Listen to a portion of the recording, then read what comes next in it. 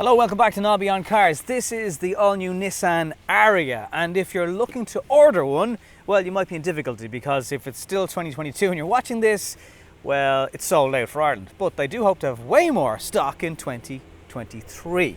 It's a brand new model from Nissan. Let's take a look at it today in massive detail, and if you're considering one, hopefully by the end of this video, I'll have helped you decide whether it's the car for you or not. Price after all the grants is under €50,000, €48,000 and a bit. That's for the smaller range, the smaller battery and the single motor drive. There's an awful lot to get through today, so I have some notes because there's just so much. First of all, CHAdeMO is gone, so it's standard CCS charging at the side of the car. It's accessed by this port here, Type 2 cable. Standard charging is the usual 7.4. From December of this year, you'll be able to option a 22 kilowatt on-board charger, and there's not many cars that can do that. I don't have a price yet because Nissan don't have a price yet. Now, if we're to go through some of the charging speed, so it can do 130 kilowatt DC charging. It can get from 45 kilometers to 356 kilometers in 45 minutes. They say the range on the larger battery, which is 87 kilowatt hour usable, it's 91 in total. They say that range is 500-ish kilometers. Now, I don't know because I've been driving this car for a good few days now. I've reset the computer on it, and I'll tell you about the energy usage a bit later on in the video. But I don't know if it is economic and efficient as they might claim. We'll get to that, all that stuff. So front of the car, you've got nice indicators. It's kind of hard to see it on video, but there's a texture behind this glass sensor that houses all your safety equipment. And safety is not something that is an optional extra on the Ariya. It comes with absolutely everything as standard. There's two trim models. This is the higher spec Evolve model. So 48,995 for an Advance with a 63 kilowatt hour battery. That is a claimed range of 403 kilometers. You're not going to get that. You'll get high 300s, maybe 350, temperature dependent, all that stuff. So there's the two different pricing options. This one is obviously white. You get a black combination roof. Glass roof opens is as standard on the Evolve models. Okay.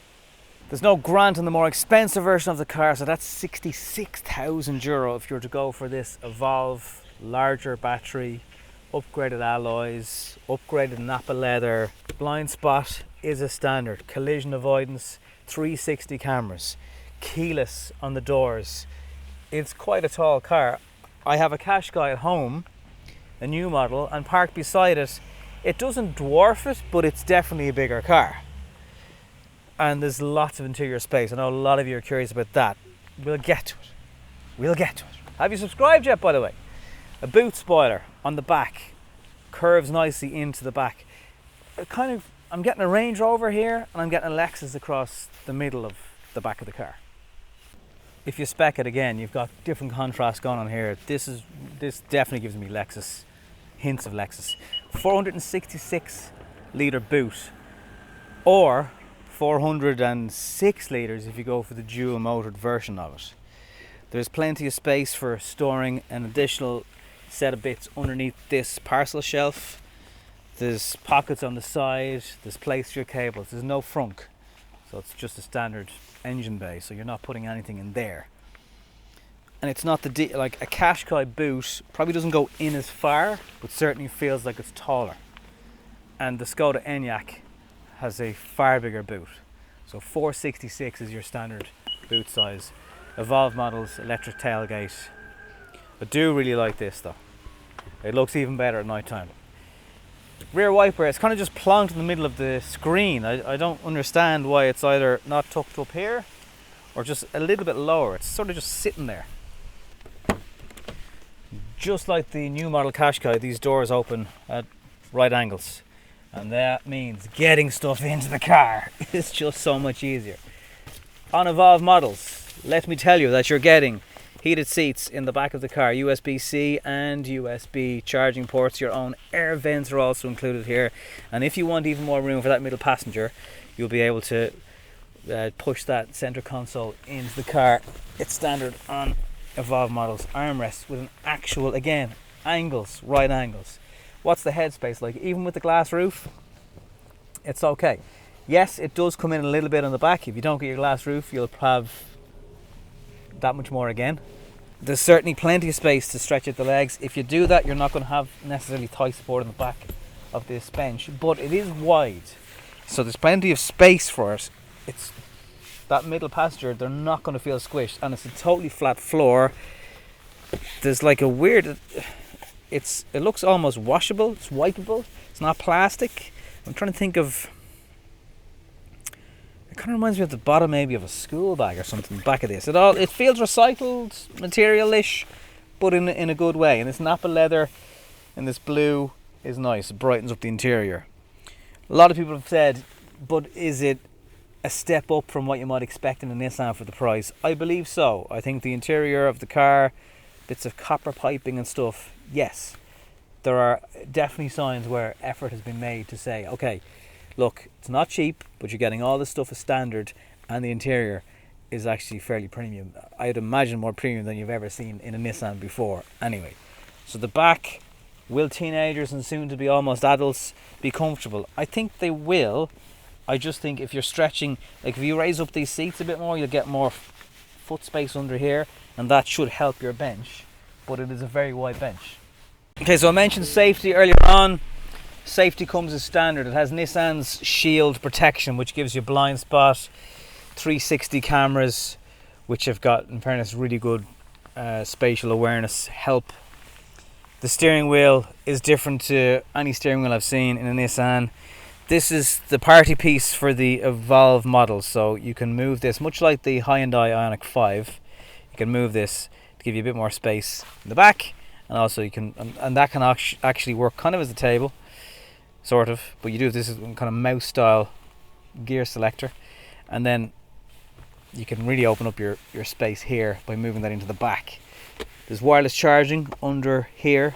You do lose space of an armrest for that, however. This is the iPhone 13 that will fit and rest kind of flush in with the center console, so that works well. There's a little storage area here that you open like this. Look, it just pops up and has a very soft closing, but almost flimsy feeling top on it. But it has kind of soft damping on it, so you could stick a few things there. If you want the phone bothering you, for example, you could stick it on there, or also charge it under here. But all this stuff feels very premium. There's suede on the dashboard, it's soft, it feels like it will last. Then down here, there's kind of a fall wood going on. We just call it fake wood, do we? Fall. What do we think we are? There's a volume knob shortcut here. Now, there's a lot of stuff behind screens. If you're a fan of shortcut buttons, this is the wrong car for you. You go into the shortcuts here that are just down inside the screen. It's not particularly hard to use, but if you want to heat your seats, you've got to go into a menu. If you want to cool your seats, you've got to go into a menu. Steering wheel, you know, there's no shortcut button to turn a heated steering wheel on here, the way there might be in a Volkswagen or a Skoda, for example. There's a push button here, handbrake down here, bits of ambient lighting throughout the cabin as well on the sides here. Just one down here near your feet. You'll obviously see it better at night time. Glove box. Not really worth talking about, to be honest with you. I would kind of love a home button or something if that was here. Sorry, there's a little John Deere tractor going by. You're not electric, are you? Little home button here. That would just make life a bit easier, I feel, anyway. Light floods in. You can obviously close that if you want. The seats are very comfortable. There's a lovely Napa finish to them. Like, they remind me, they're as good as any seat you'll find on a BMW. Fact. Even the sides of this is wrapped nicely. Plenty of menus, set up your charging, find chargers, all the stuff you'd expect is standard here. The nav is good, no glitches in the software, it's really, really fast. Not a huge amount of stuff you can do with your instruments, you know, it's one option versus the other in terms of views. But you have e-pedal, which makes life very easy when you're driving. We'll cover that in a couple of minutes. So yes, does it feel more premium than you will expect? I think it will, yes. Okay, so don't want to over drag it. Energy consumption, I've reset it. Average speed of about mid 40 kilometers per hour, nothing crazy, very urban setup. I'm getting best case scenario, 19 kilowatt hours per 100 kilometers. It is 17 degrees right now. Worst case scenario, it's about 21, maybe 21 and a half kilowatt hours per 100 kilometers. Despite the larger battery, the claim of 500 odd sounds good, but actually, if you work out that energy consumption, that's actually a bit closer to just over 400.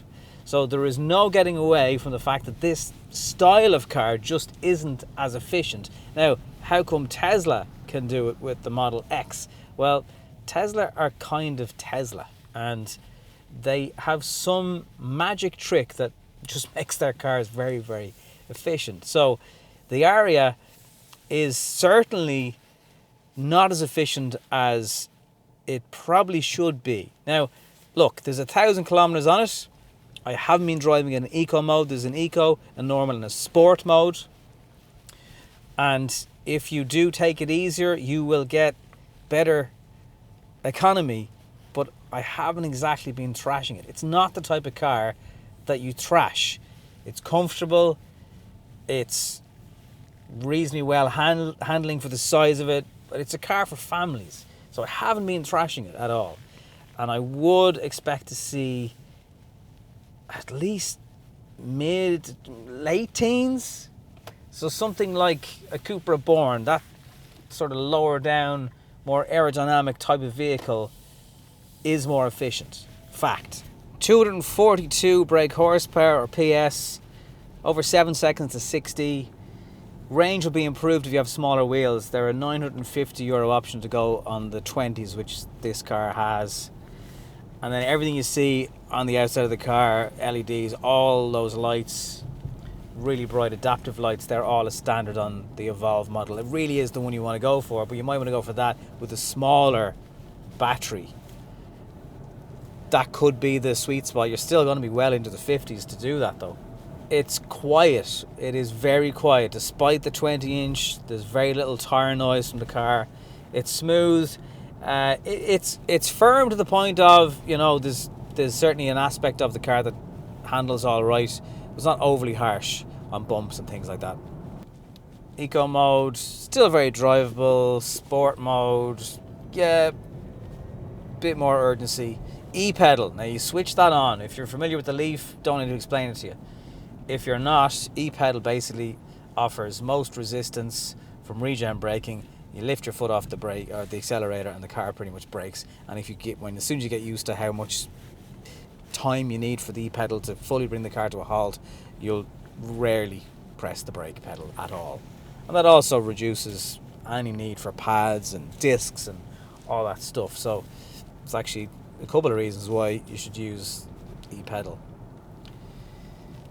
The seating position, okay, it's a higher up car, but this is as low as the seat goes, and I've still got all right headspace, but I'm more to the point where you nearly feel like you're in something like a Range Rover, because it is genuinely a high seating position. I would love it to go a little bit lower. I like to be just a little bit more snug under the doors, and that is not an option. So yes, you might want a higher seating position. Just find out exactly how high a seating position you want if you can jump in to an Ariya in a showroom, just to give yourself a really good idea. But I like it. Overall, I really like it. There's a couple of things. Yes, it should be a bit more efficient. Yeah, I am sitting up quite high. But it looks good. It's got fast charging. I think the interior is very, very good. Thankfully, CHAdeMO is gone. That's a thing of the past. And I think it's another solid offering.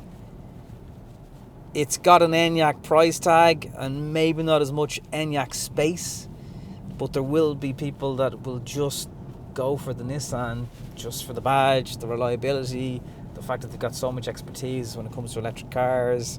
So I can see the attraction. I just don't know if a Leaf customer is now going to be an Ariya customer because there's such a difference in price. And obviously a bigger car, they might need the space. Yeah, I mean, tailor the interior to whatever you like. Look, this is a high-spec version of it, so you've got to factor that in as well. There won't be as many toys. The interior mightn't be as nice. The Napa leather mightn't be spec'd, or it might be just a stretch too far cost-wise. but will it nick some customers from the Qashqai? And will it take customers from more premium brands that don't have an electric SUV just quite yet? They're the spaces I think the Ariya could do very well in. Anyway, time to sum up. So look, thanks a lot for sticking with me this far on the Ariya review. I'm just after finding a bit of tape. Again, you can't order one for the end of this year anyway, and unfortunately. Demand has been massive for the car. I think it feels very premium.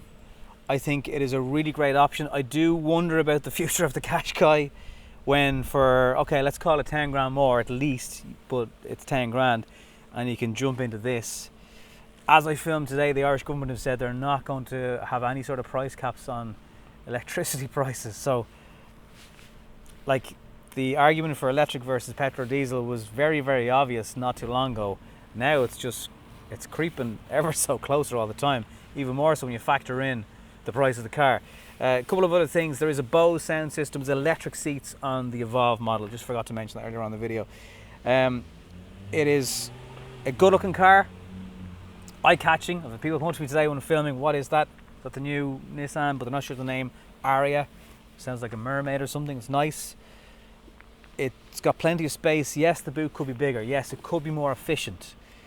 But the company that brought us the Leaf, that if you think electric car, you just think Leaf. That was the first one. So there's going to be a lot of confidence in Nissan as a brand, I feel, to get you what is now an electric SUV. 66 grand for one, expensive. 48,995, not as expensive, but it's selling out. So people are buying them. I hope this first look review, but although I've had a good bit of time and it helps, if you have any comments or questions, if I can help anyway, rule this car in or out for you, please do leave the comments down below. Hit subscribe if you haven't yet. Would be really, really grateful if you could. And thank you very much for watching. I'll see you on the next one.